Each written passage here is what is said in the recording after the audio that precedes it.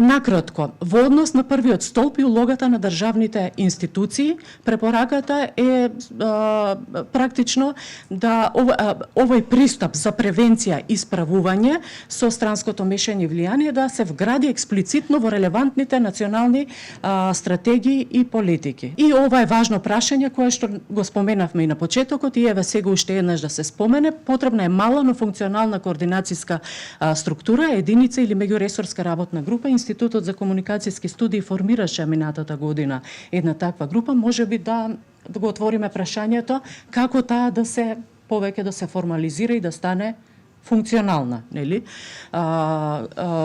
Меѓутоа постојат и други форми и секако тоа и треба да го разговараме како би функционирало.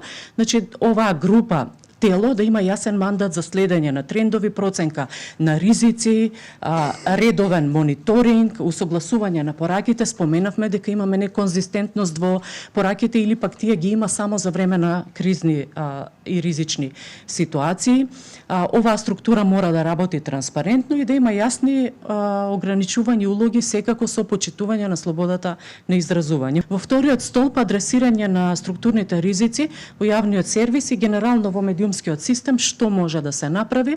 Значи, знаеме колку е значајна улогата на јавниот радиодифузен сервис, Македонската радиотелевизија.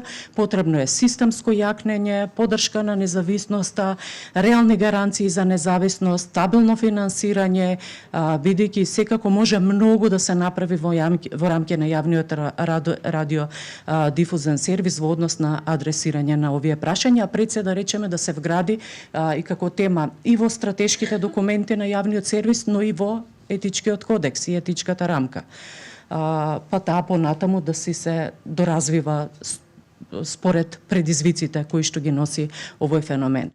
Во однос на медиумите кои што може да бидат изложени на манипулативно информирање и пренесување на пропагандни наративи и така натаму, во многу наврати сме зборувале за потребата од транспарентност, пред се транспарентност на сопствеништвото, транспарентност на финансиите, за да не биде јасно дали некој стои за одредени операции, со која цел го прави тоа, зошто го прави тоа и така натаму. Во третиот столб транспарентност, медиумска писменост и поддршка на независни медиуми.